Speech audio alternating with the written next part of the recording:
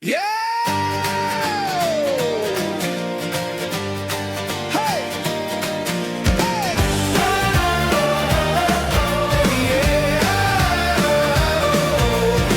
Yaya diamonds, dream chasers, we won't wait. Subscribe today before it's too late. Inspiration flowing just like the breeze. Chase your dreams and feel at ease. Be good. Be very good.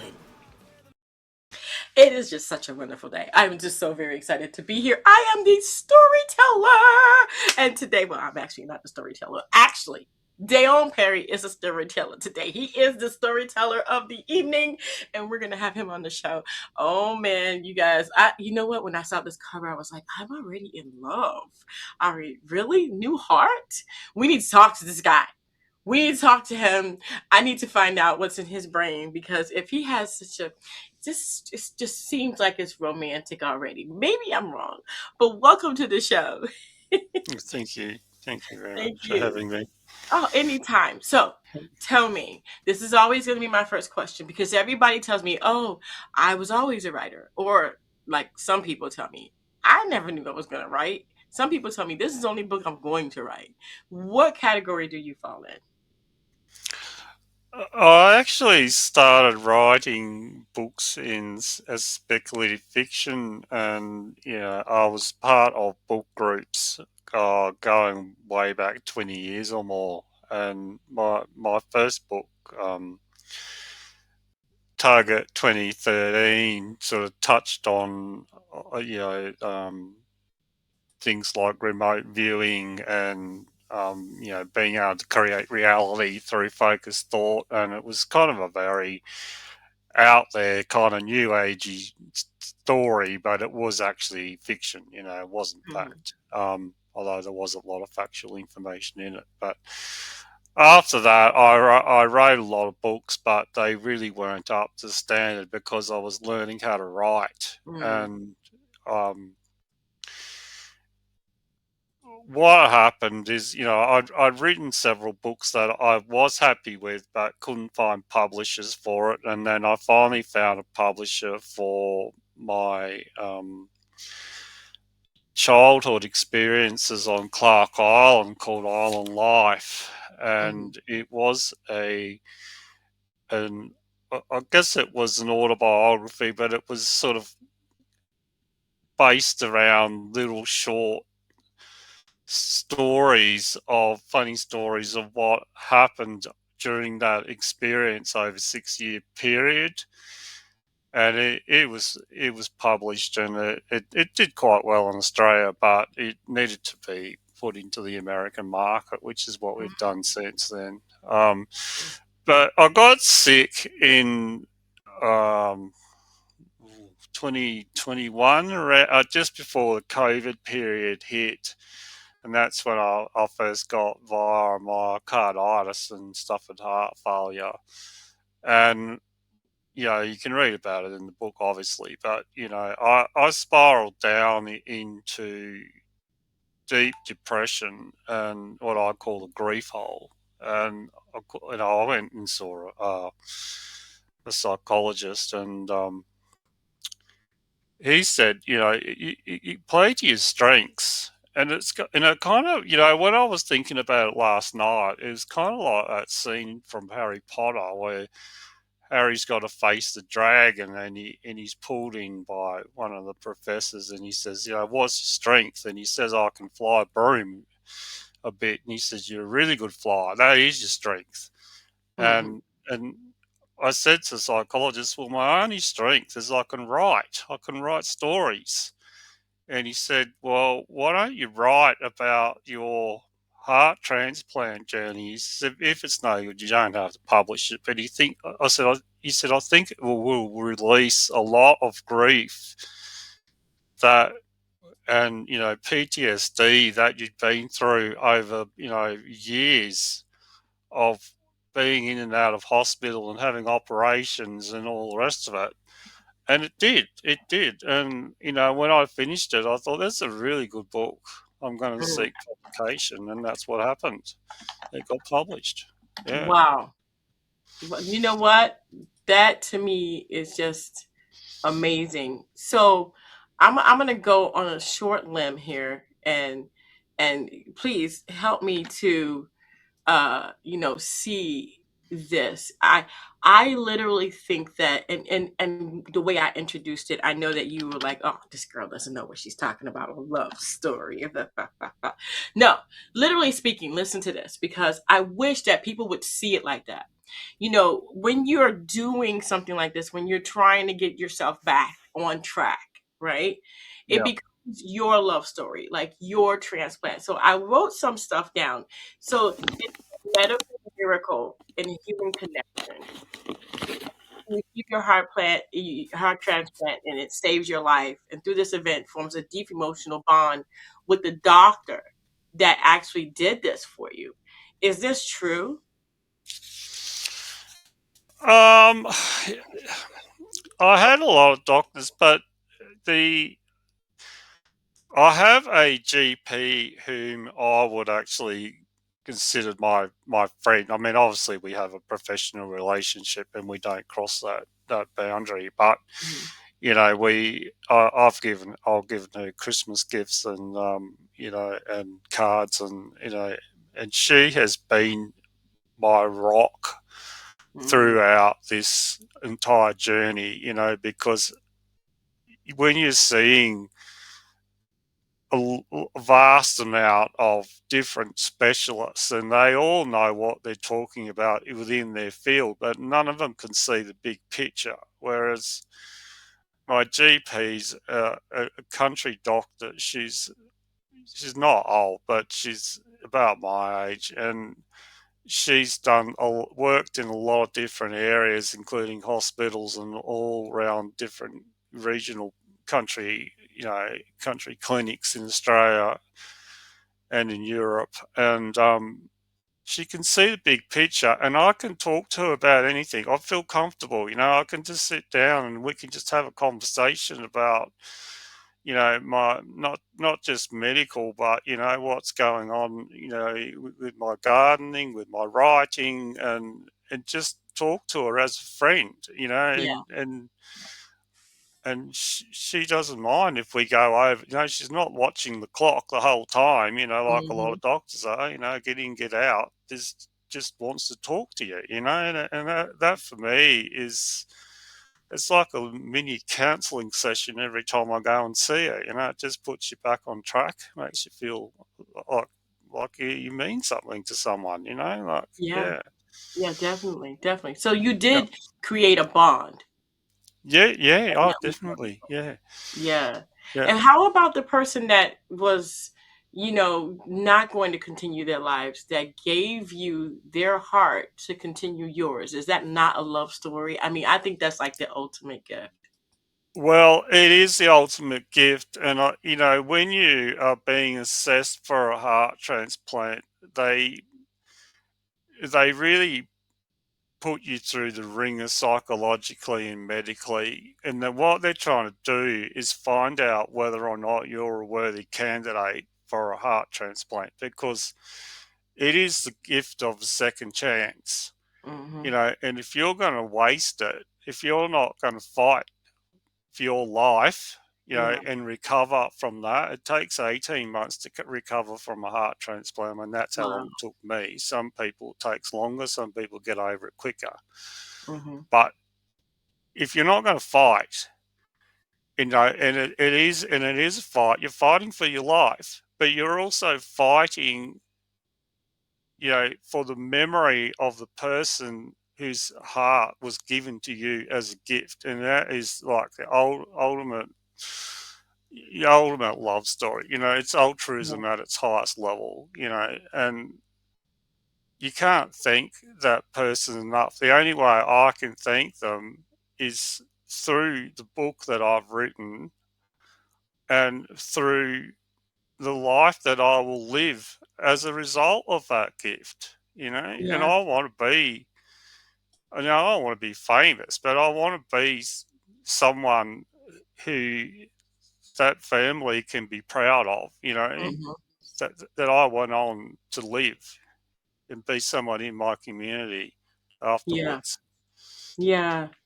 Wow. So in retrospect, the love story here would be that you continued a life that wasn't able or allowed to continue. And did you form a bond with the family of the heart that was given to you? No, I never ever contacted the family. I guess in some ways I didn't really want to know who it was. Hmm. I just was I just wanted it to be anonymous. So I got because you.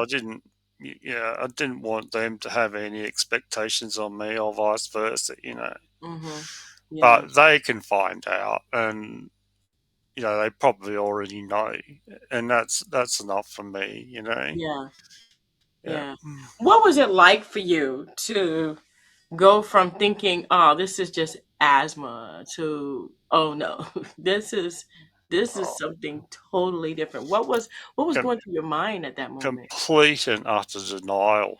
But to Mm, begin with, it was just like, no, this could not happen to me because I was so fit and so strong, and I was an energy healer. I was traveling down the great rivers of Australia. One mm, of them's 3,000 kilometers long. I don't know what that is in miles, but wow. it took me 3 months camping down the river, and just doing energy healing on the river, Hmm.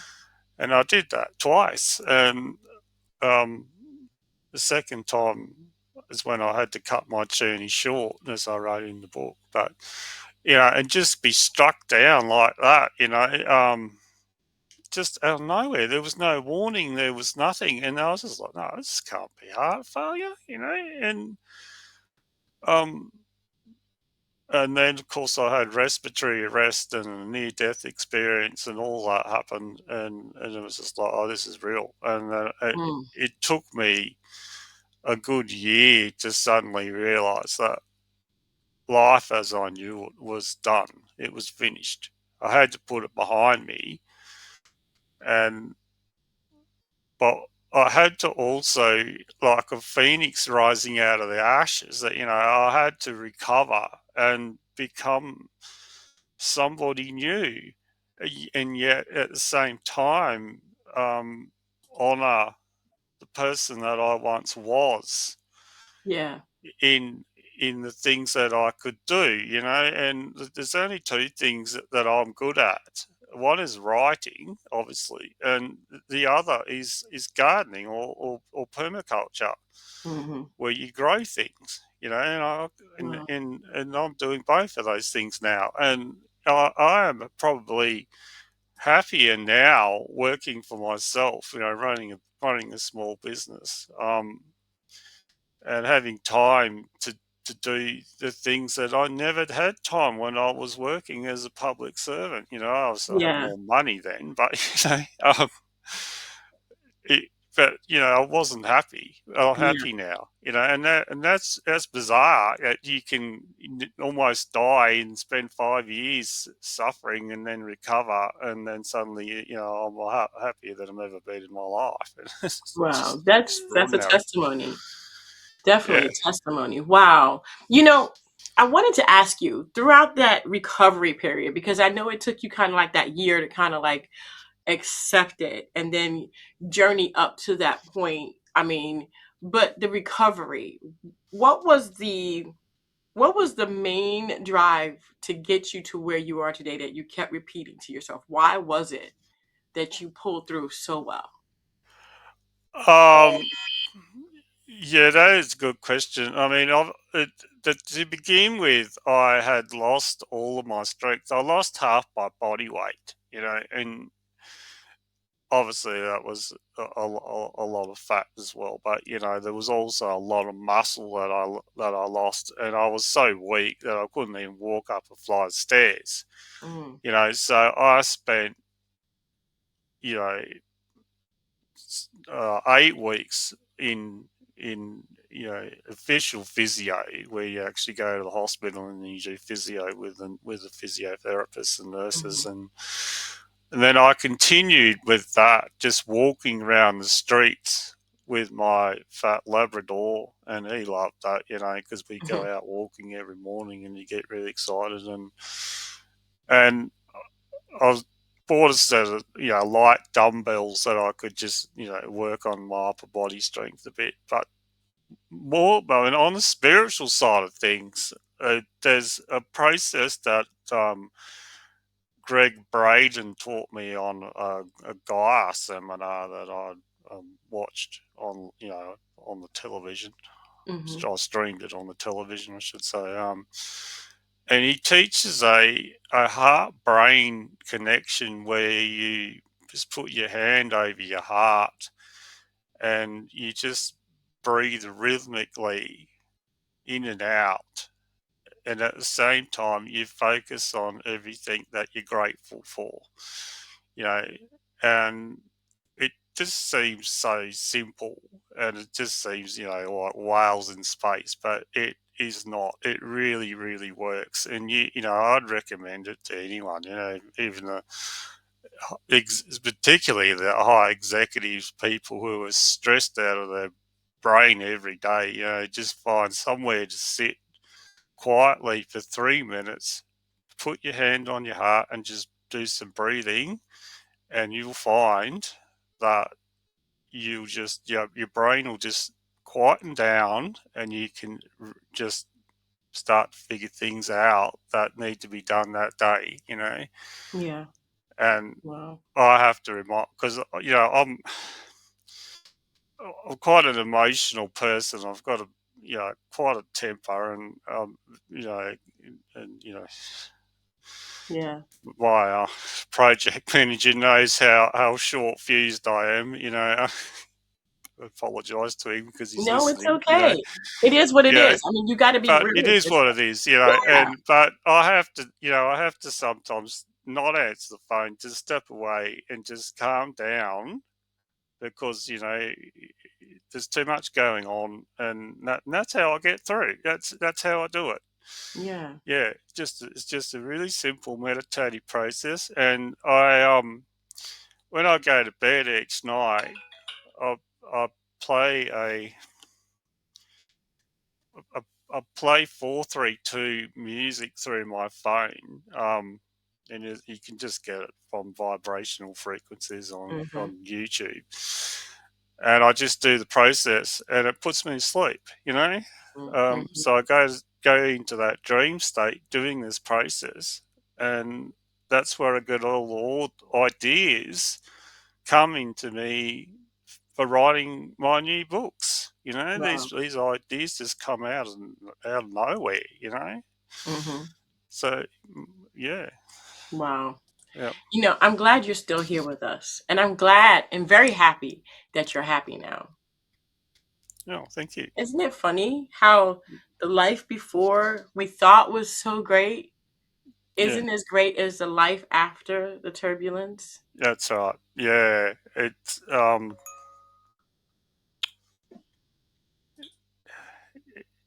it's an old adage.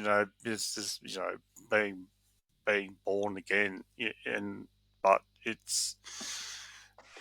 we do get stuck in a rut, and we just go, well, I've got a good job. I'm happy in my marriage. I've got a little farm and a mortgage. I'm living the dream. But then you realize, I'm actually not happy. I don't. It's not what I want to do, and you can't get from where you are to where you want to be without giving up the Yeah. old. And I mean, I wouldn't recommend that you do it the way I did it, but No. um, it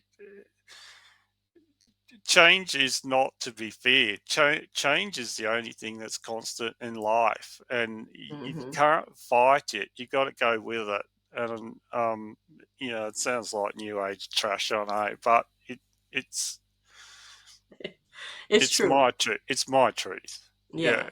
It is yeah, true. Cuz I'm happier now than I was before, and I Yeah. had lots and lots of money, and now Yeah. I'm living my dream, and it's just so much better for me. I don't Yeah. have lots and lots of money, but I'm happier. And I don't Yeah. understand it like you.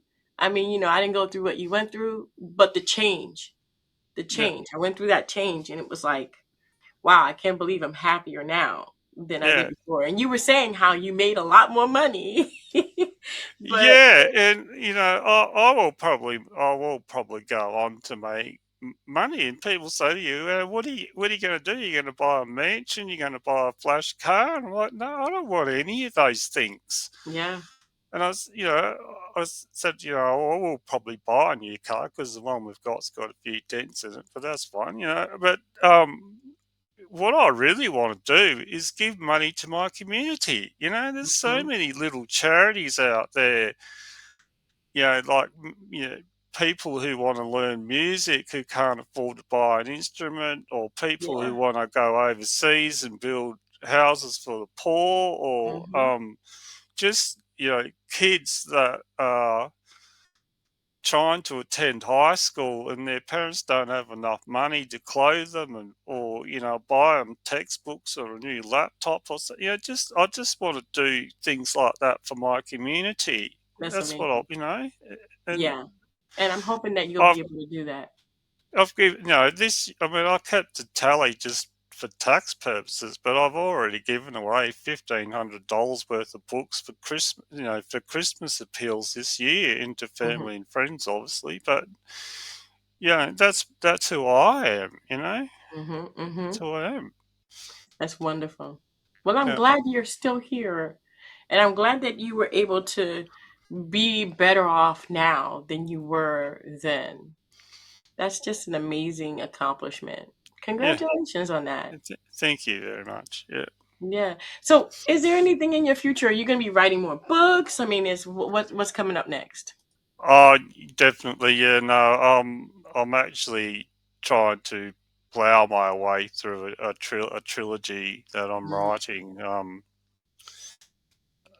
It's called the Raven series, but it's complicated to explain. But it's about a person who was an orphan, but she was a genius and mm, mathematical genius, and she studied mathematics and engineering at university, and then she went on to form her own company and made millions of dollars. But she then opened her own school and institutions because she didn't like the way that the direction the world was going in. And I guess mhm. it's a mirror of what I'm seeing in the world at the moment, all the conflict and Yeah.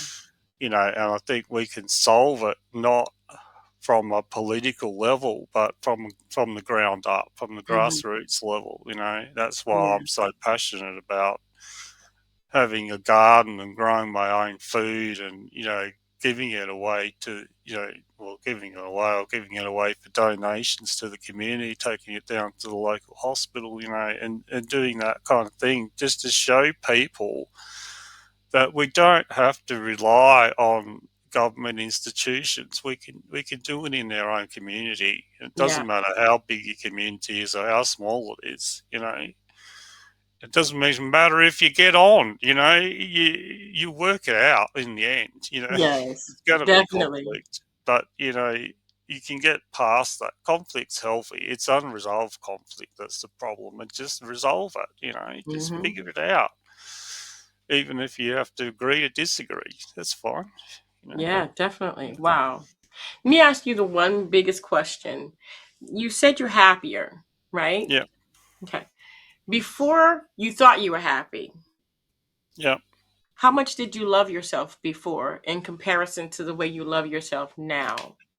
I I didn't love myself, and that's the problem. Mm, Um, So I'm just looking for something. Yeah, here we go. okay. Sorry about that. Yeah, No, no, it's I okay. didn't love myself, and that's the problem. And that's what the psychologist teased out of me. He said, you know, and he kind of baited me, the way they do with kind of awkward questions, And in the end, I just screamed at him, I don't love myself. I if I could find a way to kill myself, I'd do it tomorrow. And he said, Mm. why haven't you? And I said, because I believe in reincarnation. I'm just going to come back with the same problems. Right? And Sorry. he'd Funny. never heard anyone say that to him before. Oh And I gosh. said same thing to my GP. I said, I have signed a DNR, do not resuscitate. Hmm. I said, because if I die, I want to go, but I can't do it to myself. And that's what kept me going, is this idea that you wake up every day, you're still breathing, whether you're suffering or not is immaterial. You're still Hmm. alive. So you got to get on with it.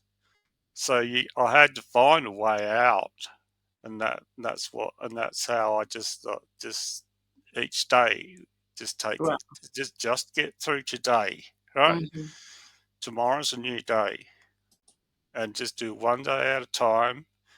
And as you progress, yes, some days are going to be worse than others, but Yeah. eventually you come up out of that hole, and the more love you have for yourself, the stronger and the healthier you get. And people pass me on the street, or it's Christmas time. Going to Christmas parties, and because every institution, or every community group, I should say, has its little get together, and Hmm.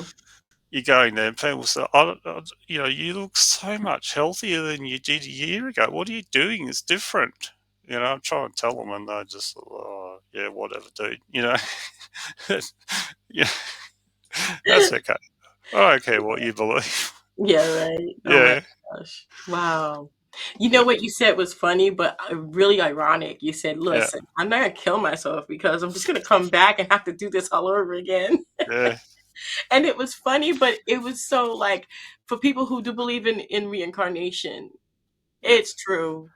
You yeah, gotta get through the learned experience. You have to yeah, learn this because if you do that, there is a chance if you do believe in reincarnation that you're gonna come back and do it again yeah.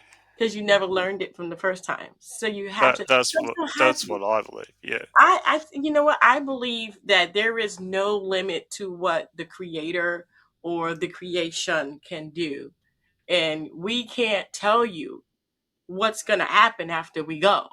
Do you come back? no, I don't know.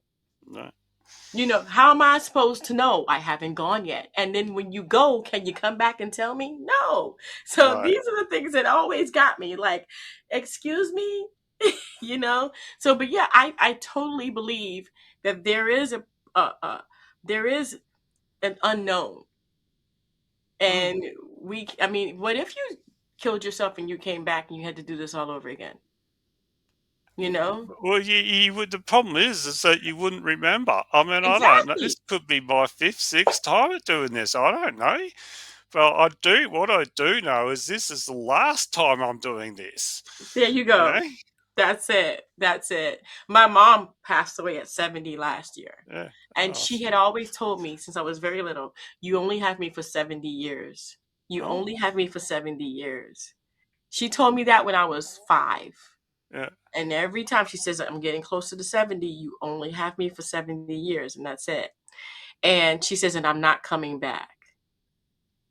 Oh, So apparently, she knew that she had been here before. And she said, I'm done. This is my last time around. That's what she yeah, told me. yeah. And she died at 70. Oh, okay. Well, that's Mhm. fascinating. That is. It really is. Yeah. It really Yeah. is. And there are just certain things that you can look at and go, wow, that's just too close for comfort. So yeah, Yeah. It is. Yeah. I totally believe you on that end of the spectrum saying, yeah, I don't want you coming back and doing this again either. So learning to love yourself and the love story that's within you Yeah. is beautiful. Yeah. Yes, yes. Yeah. So what do you say to your people that, oh, how did you write this? How did you put this down in words? I know you said that it really helped you to heal, but going through the actual movement of writing it, what was that like for you? It was. basically what I could do is I could remember events that happened. I couldn't remember the order in which they happened. And, Mm. people who read the book said, you got it all out of whack, Mhm.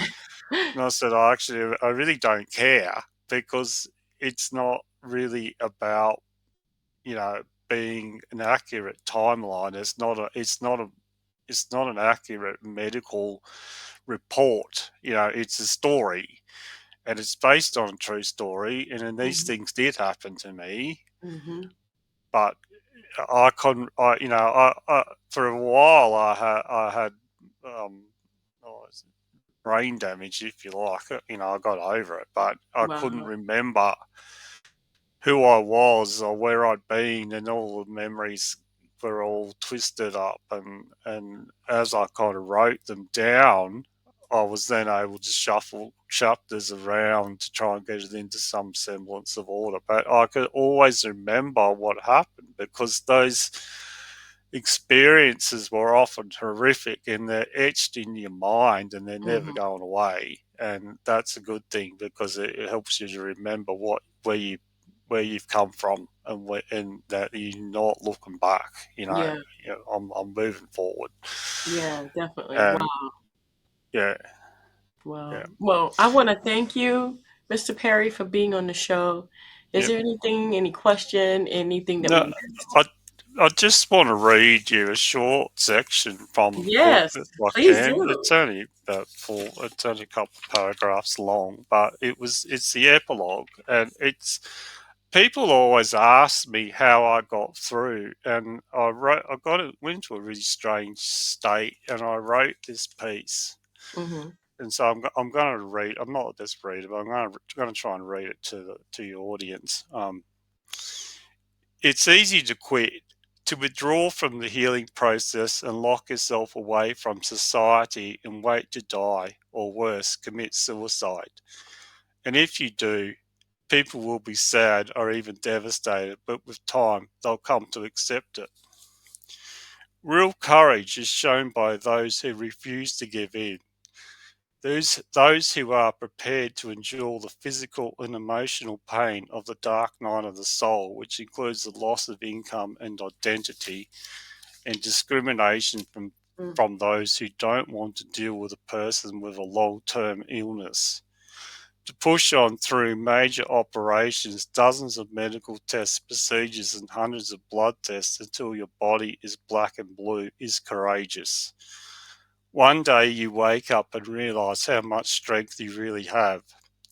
Life clings to you because you demand it and you refuse to lie down and die. You stop blaming God or doctors for not making you better. You become your own hero, willing to face the necromancer whose face has become very familiar. And there's light, even in the darkest of times, the light of hope that can never be extinguished. Because live or die, you know you have conquered more than anyone should ever have to endure. Mm, mm. And you can have peace knowing you were victorious against all odds. I have suffered, and I would do it again. As Galadriel from Lord of the Rings said, before you can touch the light, you must know the darkness, and I know it intimately. My gosh. Wow. Whew. Wow. Wow. Well, I am so happy again that you're here and that you are happy and that you're living your best life. Thank you. Thank you Yeah, very definitely. much. And I'm happy that if in case you were supposed to do it over again and now that you've passed your test, you don't have to anymore. Yay. So yeah, that's a place. It's a blessing, definitely a blessing. So Yeah. I thank you so much for being on the show. The book is called New Heart. And it's a transplant story, and I think that you guys should get it. If you are not, how would you say, if you're not happy with your life now, and you want to know how he did it, you need to get the book. If you want to know, if you want to investigate on change, you're gonna have to give up your old life to actually get a new one. And the new one, you never know, it could be better than the old one. Hey. So thank you, Mr. Perry, for being on the show. I appreciate it so very much. Thank you for having me. It's been a pleasure. Anytime. Anytime. Yeah. We're going to put the link to that book in the description so that it'll be easy for you guys to find it and to get it. And again, in order to get the get the new things, you have to give up the old things. So, and that's the hardest part, I think. Am I right, Mr. Perry? Giving up the old? Yeah, I think you are. Yeah, yeah, and I know how hard it is. People call it a midlife crisis, and it happens for a reason. It happens because you're not being the best person that you can be in terms of your life's purpose. You might be successful, you might have a beautiful family, and I'm not saying give that up.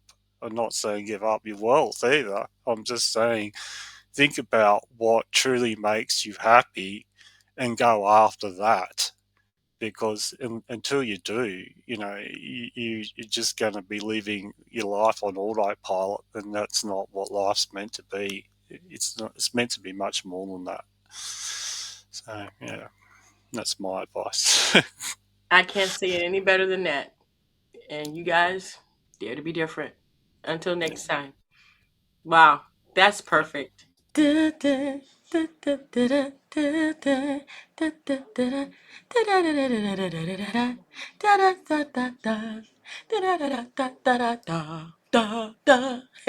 you for watching.